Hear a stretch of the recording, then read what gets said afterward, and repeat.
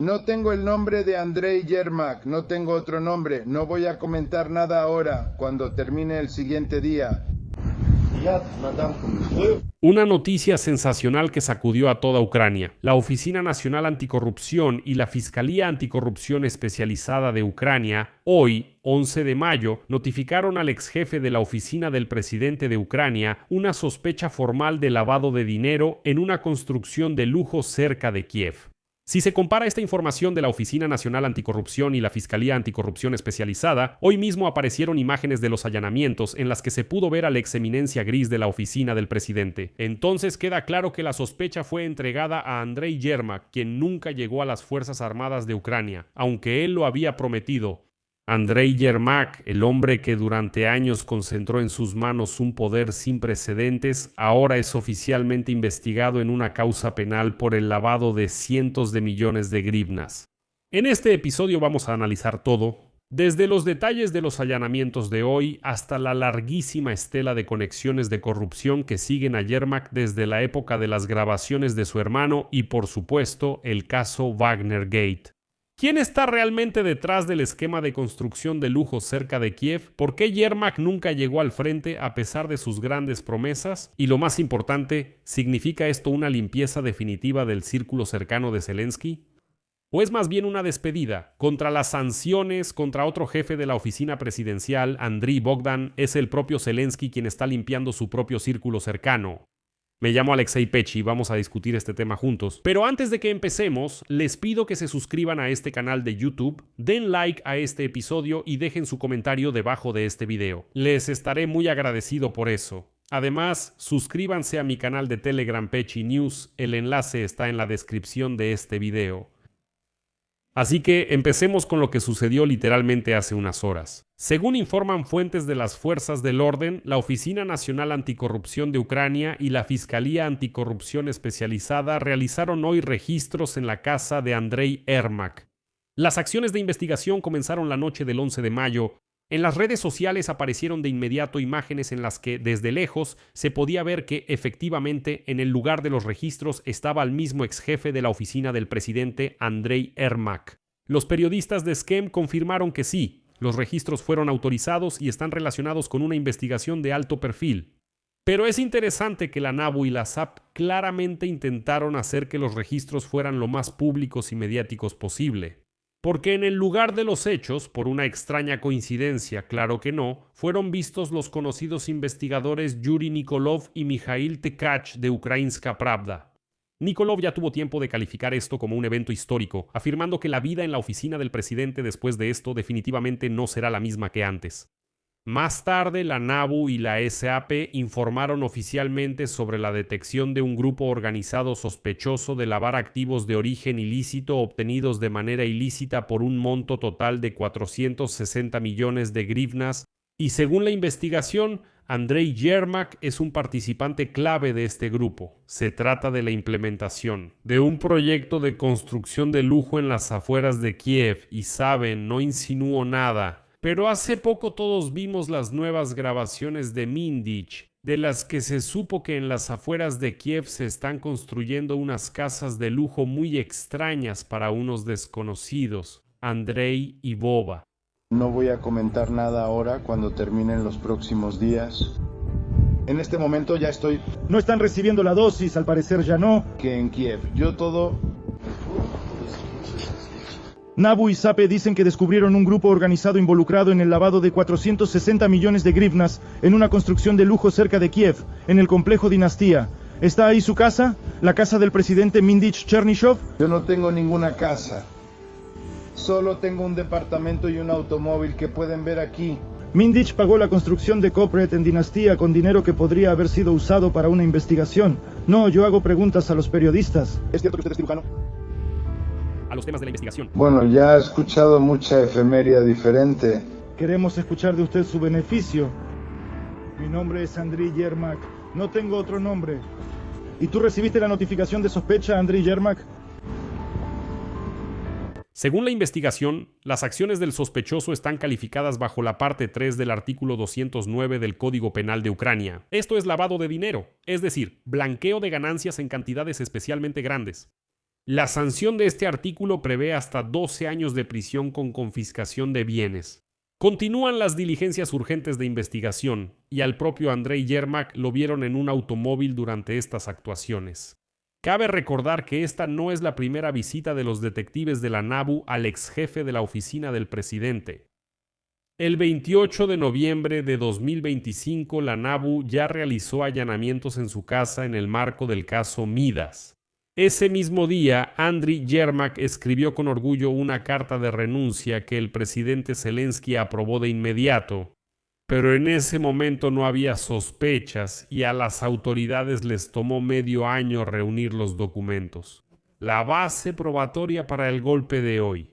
Aquí es donde nos acercamos a lo más interesante. Primero, ¿qué es el caso Midas y cómo está relacionado con esos 460 millones de grivnas?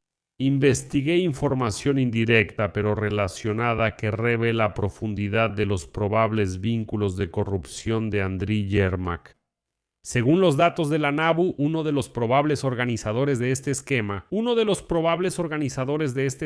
robo y lavado de dinero es el ya conocido Timur Mindich. Es copropietario del estudio Kvartal 95 y es considerado un amigo cercano tanto de Andrei Yermak como del presidente de Ucrania, Volodymyr Zelensky. La investigación considera que, a través de la oficina del presidente, se pudieron haber promovido los intereses de ciertos desarrolladores y las ganancias se desviaban mediante empresas fantasma o, como las llamaban, back offices. Además, en mayo, justo a principios de este mes, aparecieron nuevas grabaciones de Mindich. Según estas grabaciones, el círculo cercano de Andrei Yermak supuestamente controlaba no solo los sitios de construcción, sino también los activos de Sense Bank. Este es el antiguo Alfa Bank, que pertenecía al ruso Friedman, si no me equivoco. Y luego fue nacionalizado, pero resultó que de todos modos los siguen manejando testaferros cercanas a Mindich. Y por supuesto, también salió a la luz la empresa estratégica Karpat Neftekhim. En la investigación de la operación Midas se dice que los involucrados incluso intentaron impulsar a través de la oficina del presidente el suministro sus propios chalecos antibalas a las Fuerzas Armadas de Ucrania a precios totalmente inflados. Y además, ustedes conocen la historia de la empresa Firepoint. Sin embargo, la sospecha de hoy es solo la punta del iceberg. Andrei Yermak, en general, estuvo acompañado en su camino al poder por constantes escándalos que en el equipo de Zelensky a menudo ignoraban. Vamos a recordar algunas cosas aquí. Primero, las grabaciones, no las de Mindich, sino las de Denis Yermak, que aparecieron en marzo de 2020, esa fue la primera señal de alerta. En ese momento, un diputado del equipo de Zelensky, del Partido Servidor del Pueblo, Sheo Leros, hizo público un video donde el hermano de Andrei Yermak, Denis, discutía la venta de cargos estatales. En ese entonces, el caso fue encubierto, lo reclasificaron como fraude y básicamente lo dejaron pasar, mientras que a Sheo Leros lo convirtieron en enemigo del sistema, es decir, enemigo de la oficina del presidente. Pero fue precisamente en ese momento cuando Ucrania escuchó por primera vez sobre el tráfico de influencias en la oficina del presidente. Segundo, Wagnergate. Bueno, es imposible olvidar el fracaso de la operación para capturar a los mercenarios rusos del grupo Wagner. El ex jefe de inteligencia Vasily Burba señaló directamente que fue Andriy Yermak quien dio la orden de posponer esta operación, lo que llevó a su fracaso. La investigación de Bellingcat confirmó que la iniciativa de posponer la operación vino de la oficina del presidente. La pregunta de si esto no fue un acto de traición en favor de la Federación Rusa sigue en el aire hasta ahora, y este caso también fue encubierto y todos simplemente se olvidaron de él. Tercero, negocios rusos y Rajimov. Incluso durante su mandato, durante la guerra a gran escala, los investigadores del proyecto Esquemas recordaron los vínculos de Yermak con Rajamim Emanuilov. Es un empresario ruso que estaba relacionado con Ilgam Rajimov, compañero de clase del propio Vladimir Putin. Y entonces Yermak se justificó diciendo que según él solo era, cito, ayuda legal a un viejo conocido de su padre. Pero empresas conjuntas como Interprom Finance Ucrania existieron en los registros durante años. Cuarto, esto es manipulación de las Fuerzas Armadas de Ucrania y el tema del frente. Después de dejar el cargo de jefe de la oficina del presidente en noviembre de 2025, Yermak declaró en voz alta y con pompa: «Me voy al frente». En ese entonces, Yermak decía que lo humillaron, que lo abandonaron, afirmando que quería defender su dignidad con un arma en la mano en las filas de las Fuerzas Armadas de Ucrania. Pero ya en enero de 2026, el diputado Yaroslav Shelesniak hizo público la respuesta del Ministerio de Defensa de Ucrania. Yermak no se dirigió a ningún centro de reclutamiento, no se movilizó y por supuesto nadie lo vio en el frente. Pero luego Andriy Yermak anunció que se convirtió en el principal defensor de las Fuerzas Armadas de Ucrania. Bueno, así es como él mismo se autodenominó. Pero hay preguntas en esta historia. ¿Y por qué filtraron información sobre Yermak justo ahora? Bueno, en primer lugar, es posible que aquí esté involucrada la presión de Occidente. La administración de Trump, que de todas formas intenta imponernos el llamado plan de paz, ha insinuado repetidamente que no trabajará con figuras tóxicas en el entorno de Zelensky. Es posible que Yermak simplemente se haya convertido en un obstáculo para la diplomacia, porque sabemos que ahora toda esa labor diplomática la ha asumido por completo Rustem Umerov. Por cierto, otro implicado en esta historia. En segundo lugar, creo que la NABU y la SAPE finalmente se sintieron realmente independientes después del debilitamiento político en la estructura de la oficina del presidente en 2025, y quiero creer que los registros y sospechas de hoy son una señal para todos de que ya no hay intocables. Si se demuestra la culpabilidad de Andriy Yermak en el lavado de 460 millones de grivnas en el Tribunal Anticorrupción, esto se convertirá en la caída más importante y resonante en la historia de la Ucrania moderna. Esto significará que esta dictadura de la llamada justicia por teléfono finalmente está muriendo bajo la presión de la sociedad. Pero aquí está la pregunta. ¿Andriy Yermak es solo el comienzo o simplemente le echarán toda la culpa a él? Les recuerdo que un poco antes Vladimir Zelensky impuso sanciones contra otro de sus exjefes de la oficina del presidente, Andrei Bogdan, y ni siquiera explicó por qué eran esas sanciones.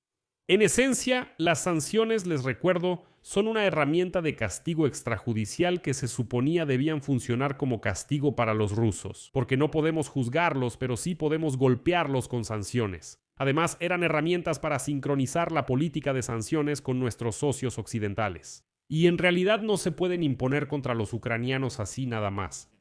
Pero es interesante que junto con Andrei, es decir, Bogdan, también le tocó al segundo, o sea, Yermak.